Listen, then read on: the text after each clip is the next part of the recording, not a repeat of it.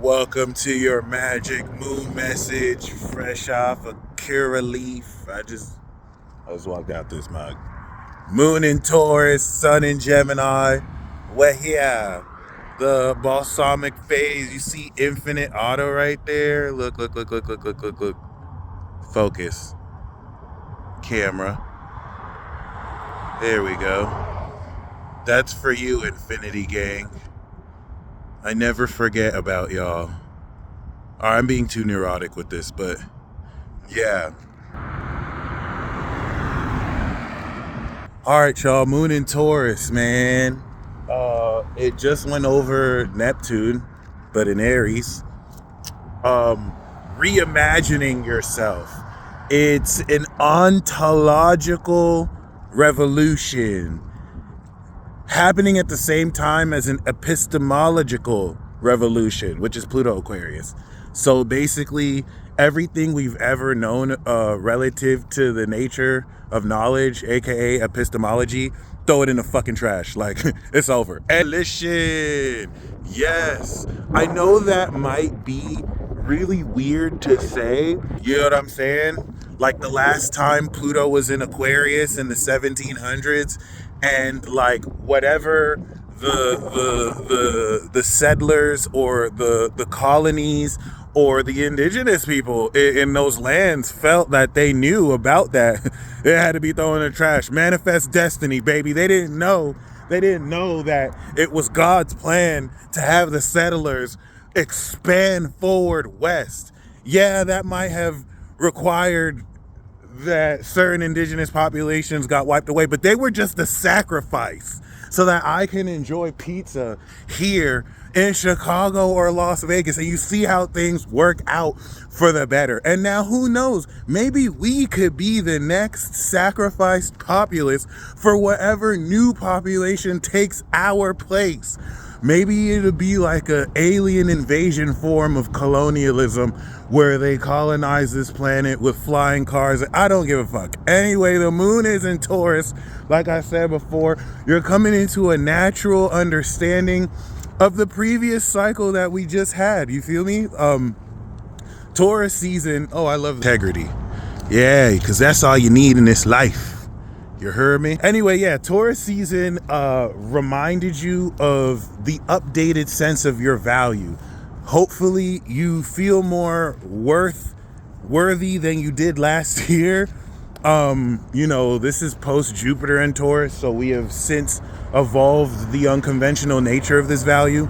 The moon is going to revisit that final Uranian conjunction that we had last month as well, or like a few weeks ago, or last week really. And I think that's one major feature of this balsamic phase. Now that we have really initialized this final level of instant manifestation, where now the quality of our own energy and its alignment with our intentions and will allow for instant realization of intentions, instant manifestation. So now that you have that quality, what words are you going to use? What's your magic word that's going to release this instant manifestation quality? Because now that the moon is transcending this understanding of your value, understanding that you stand on what you're worth in integrity in order to really have reality shift around you versus being shifted by reality, this is going to transcend a previous understanding of beliefs that don't align with how much you understand your worth now. This is going to begin to unconsciously shift your mindset and your language. Okay, so let's say for some weird reason, I for whatever dumb reason assumed that in any way I might not be sexy. And now, I might have been too modest with it, but now I'm changing my language like, damn, I'm so sexy. Damn, I'm so beautiful. Wow. I bet anybody just wishes they can taste the chocolate that I am. You see how now this is shifting my language here, okay? And the way with which I communicate what I like to call choco talk. If you sexy chocolate like me, you talking, that's choco talk. You see how it don't even have to make sense. I'm really just saying anything at this point. I'm also a Gemini, so I have an affinity with that stat bonus. But that being said, guys, This is going to prepare you for the new moon in Gemini, because once you have released unconscious habits, outdated beliefs around you having to prove your value or worth for others when it just needs to be a word of realization. You say the word, you don't try and chase an experience. You stand on the strength of that word and you don't budge, whether, it's up in contention or not, because you stand for that value. Compromise where we're willing. We don't compromise over here unless it's absolutely necessary. Regardless. Once we step into the new moon in Gemini, you're activating this new word. You're activating this new mindset. You're activating new magic. The first change, baby. And it's important to understand why this balsamic phase is necessary. This is kind of like releasing the anchor before you set sail.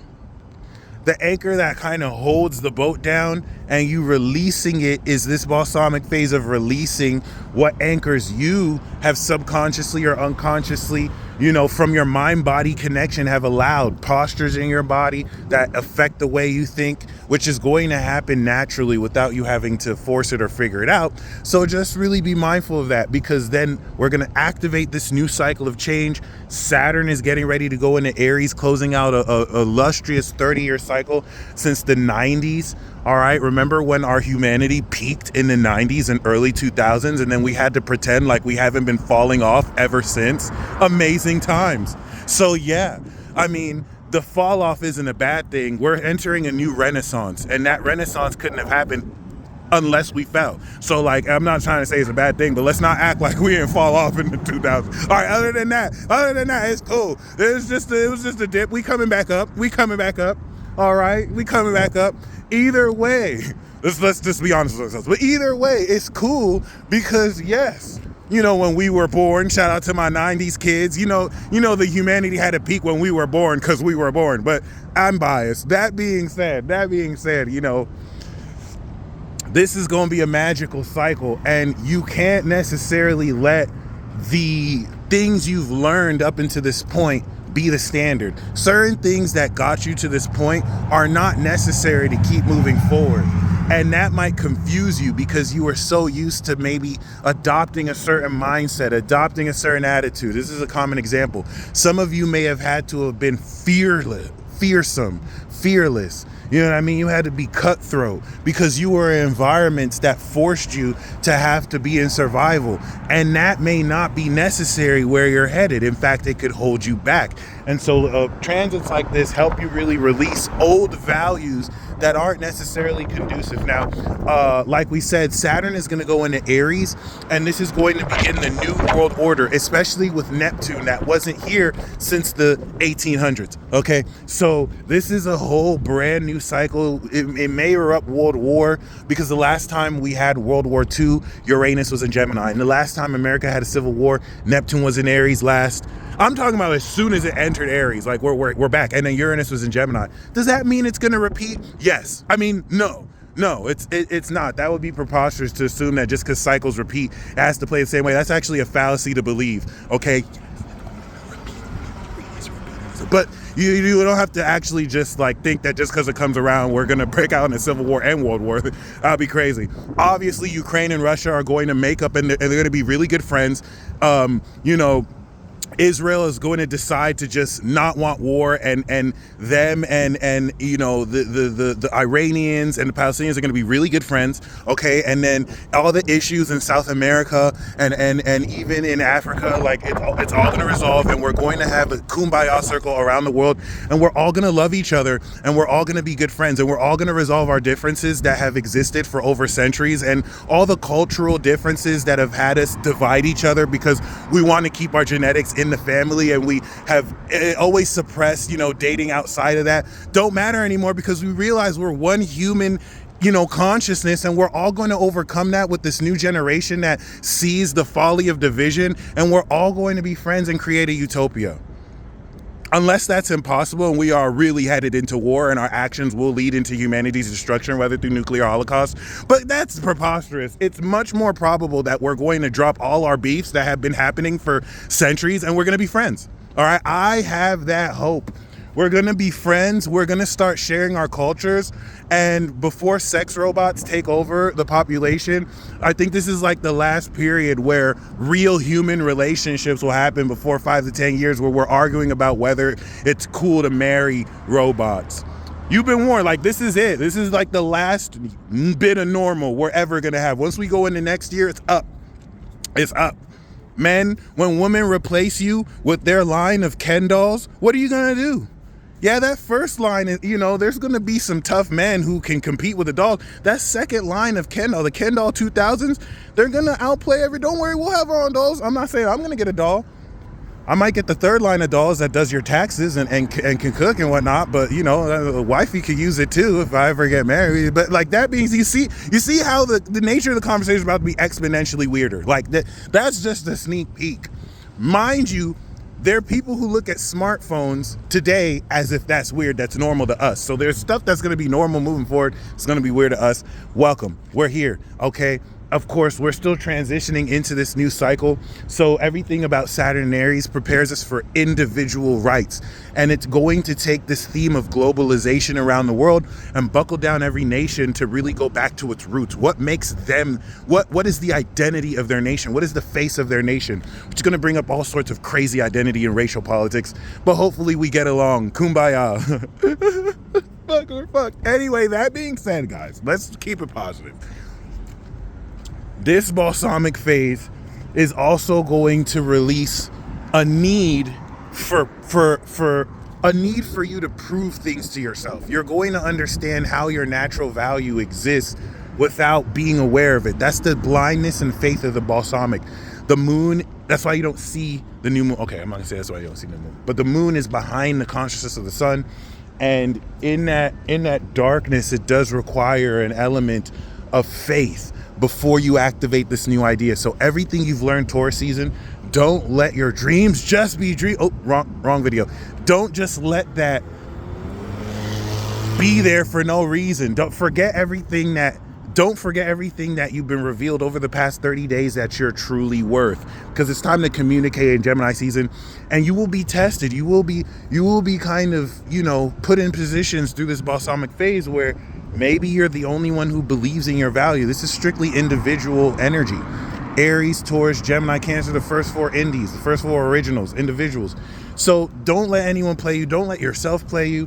Honor other people's worth that they have in integrity expressed and demonstrated, and don't allow others to disrespect your boundaries as well. I think this is going to be a very amazing transit, because not only is this going to kick in the next cycle, Gemini season is a lot about, Magic Mike Life. Gemini season is a lot about communicating and enlightening the new world. It's the first transit we're going to have with Saturn in Aries. And it's happening in Gemini season. The sequence of these planets are amazing. So that being said, don't be afraid to communicate what has not been communicated yet. Don't be afraid to pioneer, set trends, and to say things before people even know what you're saying. It's not about getting other people to say it. It's about standing in that individuality, because it's finna get crazy. Guys, let's get fucking crazy, guys. Like, it's about to get crazy as all right, I'm done. It is what it is. If you know, you know. Like, just stay prepared. The sun is, of course, trining Pluto in Aquarius, which is the first time it's really done it like that. So the supernatural awakening of higher knowledge that's causal and outside the physical, we're now being aware of how we can integrate that since the conjunction in January. Put that into words, creatively express it. All right, Aquarius, I know you're having too much fun right now. So that being said, I hope you enjoy this transit. With the groundedness of this balsamic Taurus phase, the final piece of the puzzle regarding what you're worth is going to be revealed to you. That's between you and God, okay? Don't use that to try and prove yourself, because then you'd be presupposing that you need acknowledgement outside of God, which the kingdom or queendom exists within you. Some people will get that. Others may need to go through struggle to really realize that. Source, trust me, bro. You really got it. Okay, so whatever's revealed to you, you're going to take that and you're going to activate with the new moon in Gemini. We ride at dawn.